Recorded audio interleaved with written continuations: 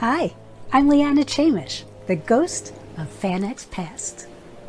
Fanex 14 Classic Film Fest, held in the year 2000, brought together an amazing array of movie talent, including a psycho trio: Janet Leigh, Pat Hitchcock, daughter of Alfred Hitchcock, and Dorothy Herman, daughter of Bernard Herman, as well as Margaret O'Brien, just to name a few. But they accomplished a minor miracle when they were able to reunite Roger Corman and Sam Markov for the first time in years.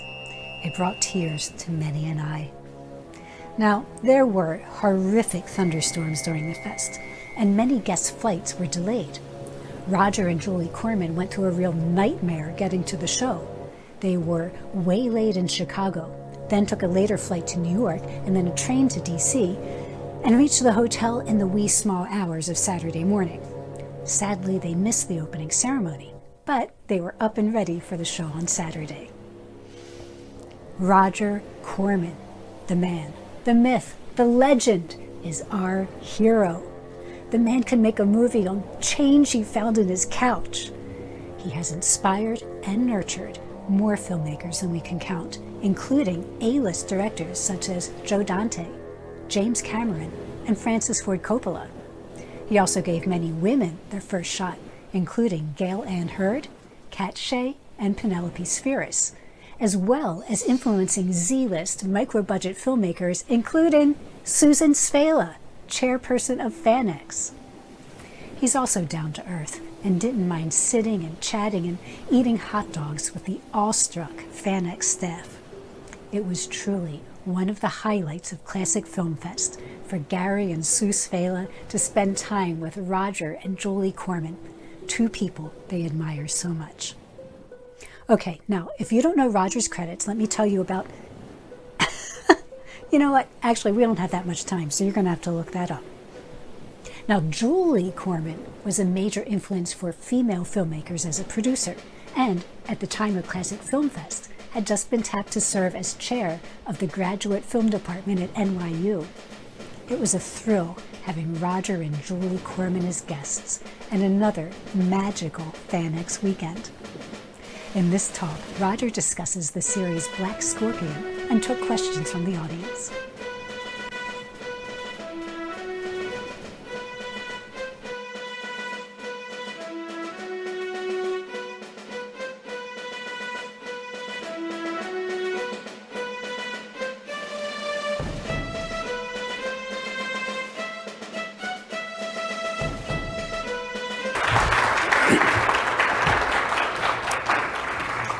Hello, I hope you enjoyed this episode of Black Scorpion.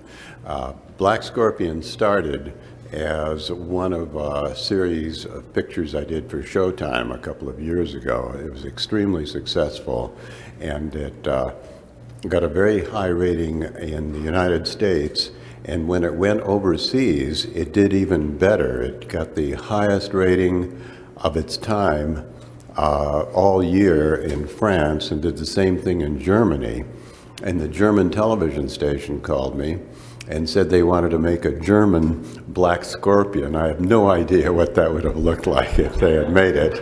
And could they license it from me? I had no thoughts whatsoever of making a TV series, but I immediately said no, because I was going to be making it myself and I would license it to them, which we've done. We did 22 episodes, and it's going to start on the Sci-Fi Channel in January, and they're working it out to so that the American airing will be approximately the same date as the airings overseas, because actually Germany in particular and some foreign countries want to go earlier, but the Sci-Fi Channel feels that if they coordinate the publicity, they can do better. I was just in New York yesterday, having some difficulty getting here last night because of the storm, meeting with the Sci-Fi Channel, and we're just at the beginning of starting our publicity on the series.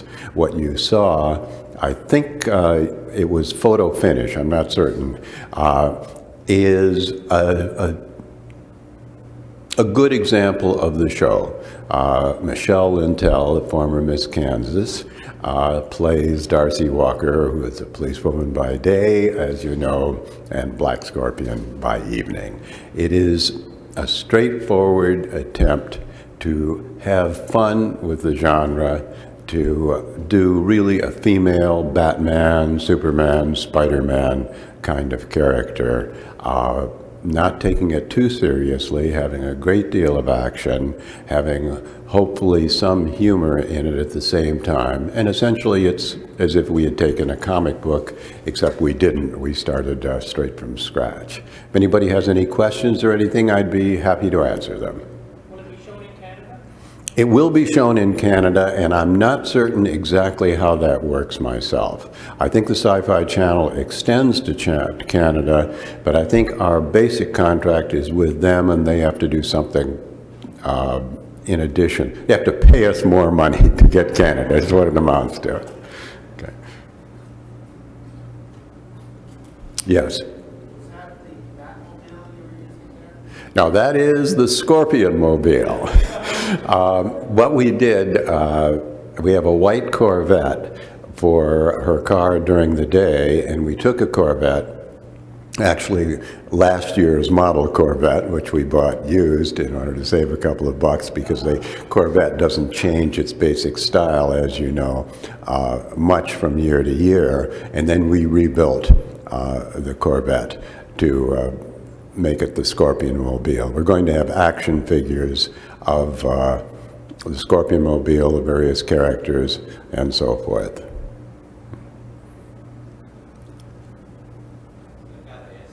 you drop the yo computer? But Did you drop the line, yo computer? I don't even remember. I wish I could answer that, but we were so frantic. We were just, we did 22 episodes in a very short period of time. It's not an inexpensive series, but it's not as expensive as what you would see on any of the major networks. So for us, it was a fair amount of money, but we were spending less than what the networks spend, so we were sort of running around like crazy for about 6 months there. You have any other projects after this? Yes, we've just finished Black Scorpion, and we will be spending a fair amount of time publicizing it between now and January. We've just started Black Scorpion TV, BlackScorpionTV.com website, which goes with our company's website, NewConcord.com, and we're going to be cutting together episodes every week between now and January, or at least this is the plan, featuring each supervillain. So some of our production will be shooting new footage, others will be cutting together things so that we'll have a short, as it were, every week on the supervillains. Of the men supervillains, we've got a lot of people who've had TV series of their own and so forth. Adam West, who was Batman, Lou Ferrigno, Soupy Sales, Frank Gorshin, a number. He plays an insane scientist, is what he plays.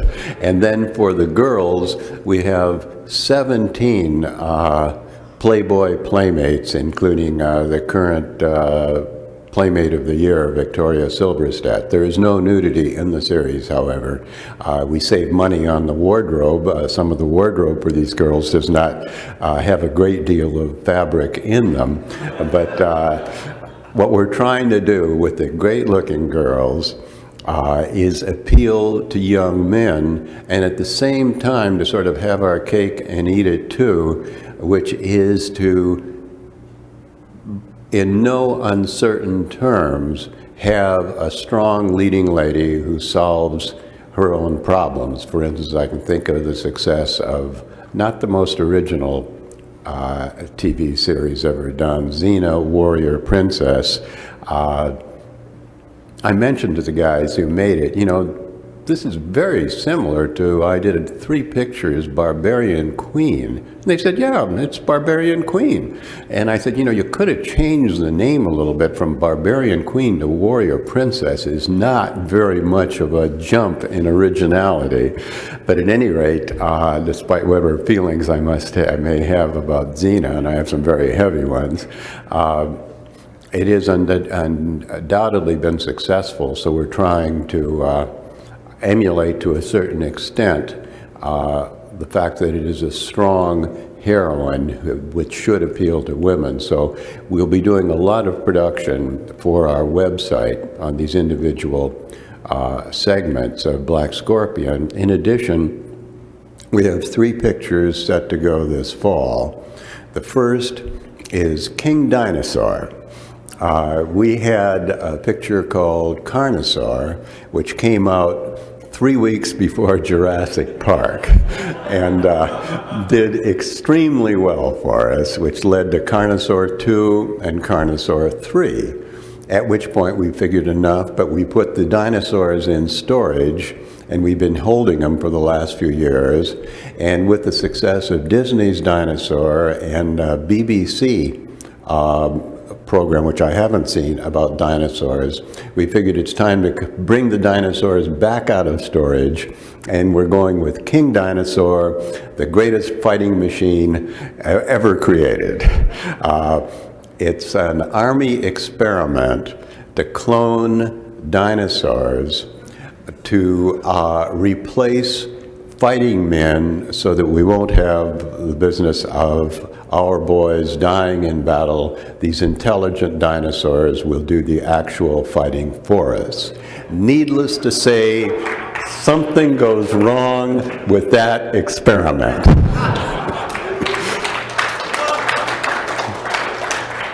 And that's sort of our lead picture for the fall. We have another picture. We did a picture 2 years ago called Eruption in Peru, which was just what it says. It's about a volcano picture, and we have very strong contacts in Germany over and over, and we actually had 2 companies bidding against each other to get Eruption, and the company that bid the most money was a company we had not done business with, and the company we had done a lot of business with said, if we don't get Eruption, we will not do business with you again. And I was not there. This is at a film festival. They called me and I said, tell them we have to take the big money from the other company, but we will make a disaster picture for them at the previous price.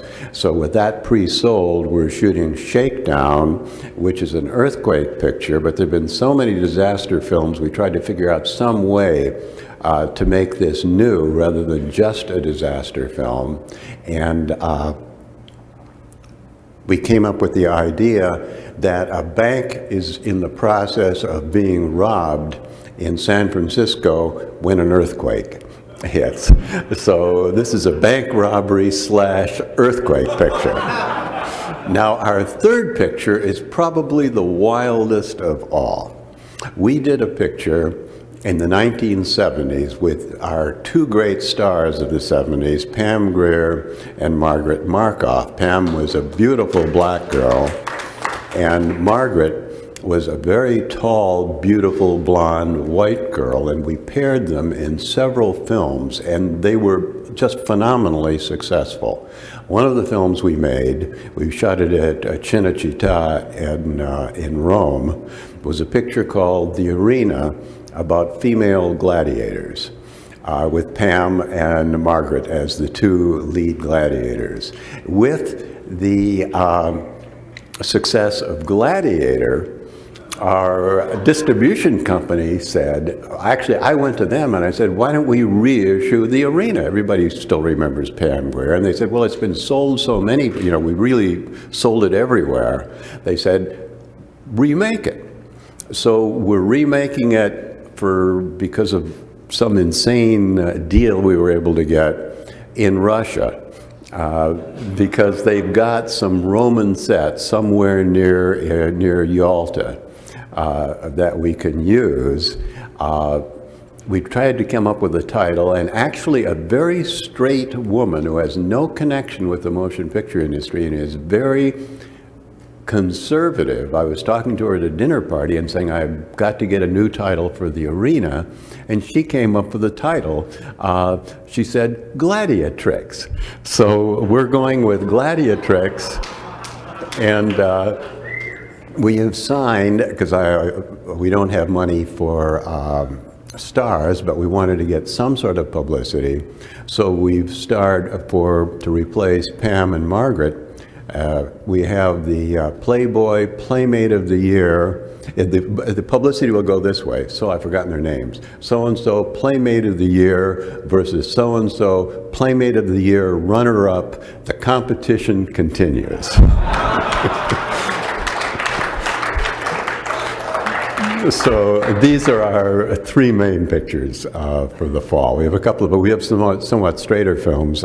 We have the Sherlock Holmes short story, The Hound of the Baskervilles. We have a studio in Ireland, and we'll be shooting that, but we probably will be shooting that later. We'll probably hold that until spring, because we want to get somewhat bigger names for it. We shot a picture called The Suicide Club from Robert Louis Stevenson with Jonathan Pryce, a very good English actor, and we reproduced London at the turn of the century rather successfully for The Suicide Club. It's been to 3 film festivals and has done very well, so we'll do something on that again.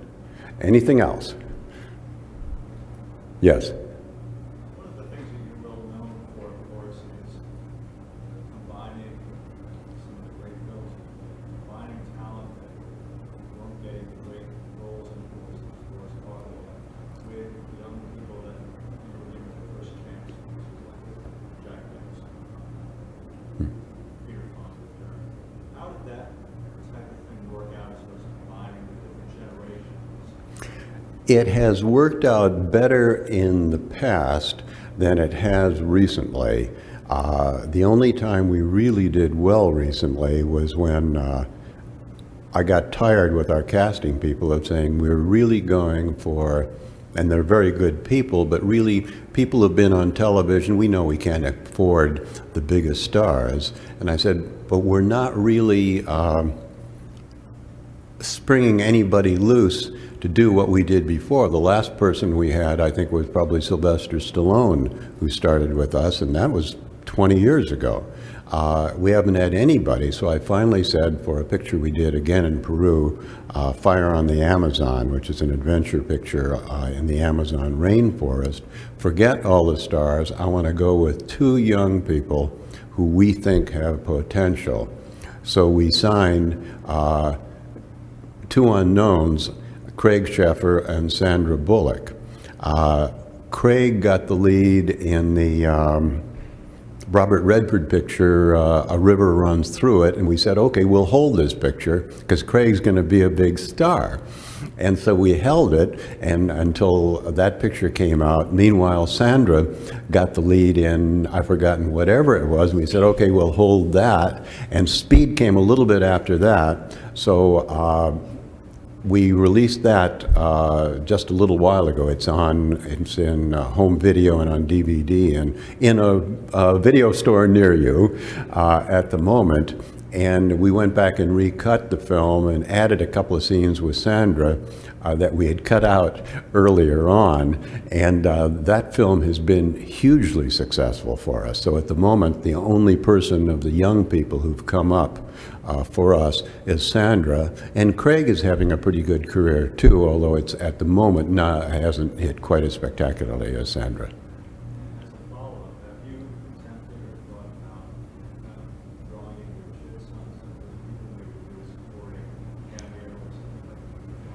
I try not to do that. I'm really on good terms, on good relations with them, and I really have not, and I don't think I will try to do that.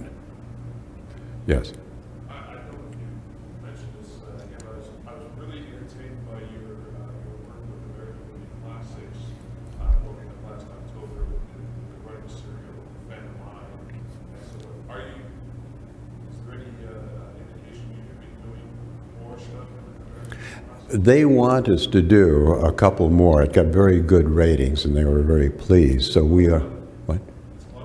Yeah, that's what it was. It was just fun, and it did well. And we're working on a script for something that won't be a series, but will be sort of an anthology, in which we'll make a number of those. But we haven't actually shot as yet, but we have a deal with them.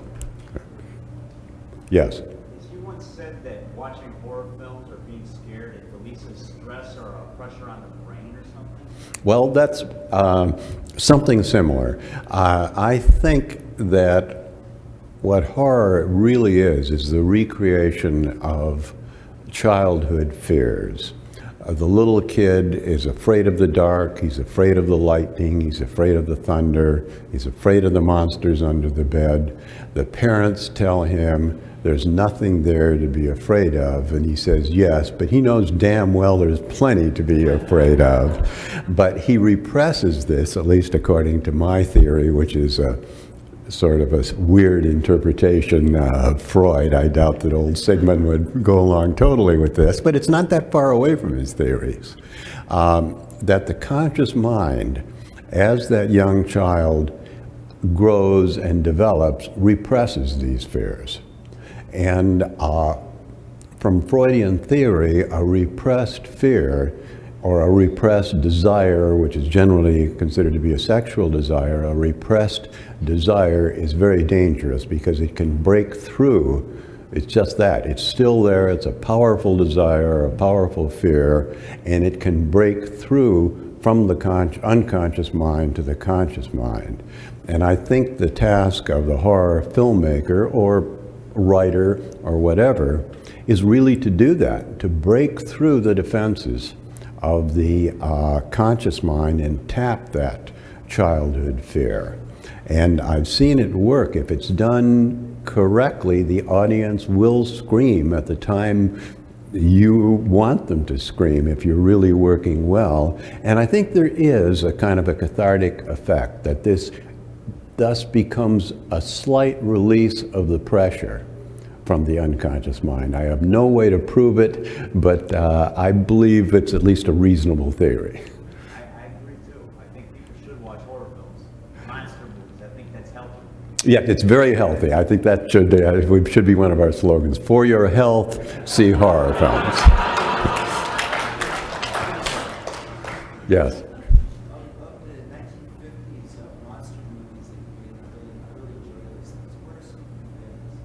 It's hard to say because we worked very hard on them.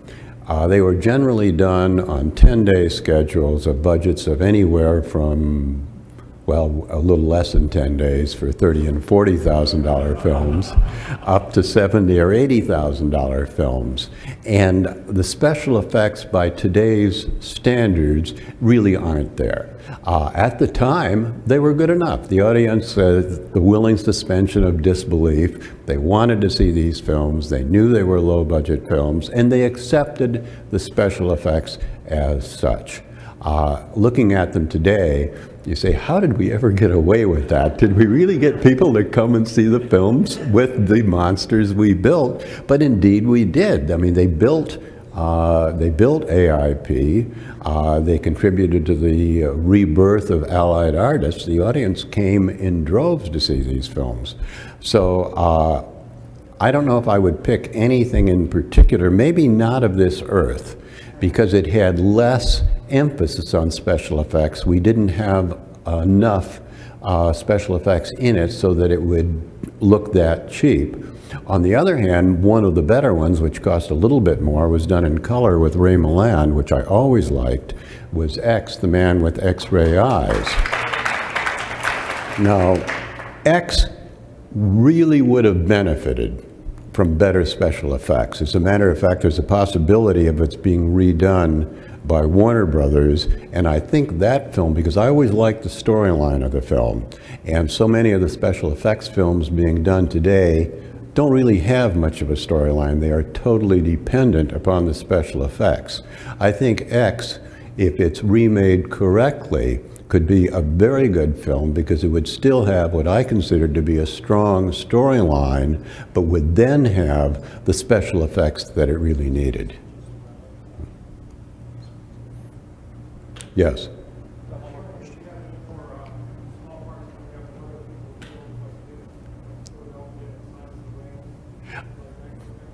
I don't have anything at the moment. However, Joe Dante had said, Roger, keep your Screen Actors Guild card active because we're going again. The last one was Scream 3 with Wes Craven, where he deliberately cast me as a studio executive who is cautioning the director against violence in films. Yes. Okay.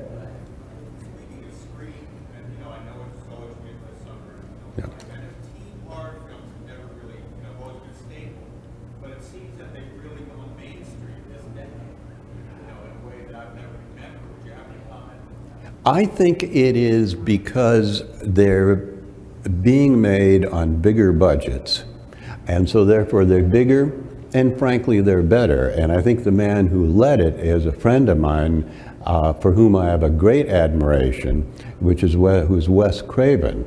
So I think you're in a situation where these films are bigger, and because Wes has sort of led the way, Wes has been able to do them very well. And I think he himself is to a large extent responsible for that. All right, I thank you very much.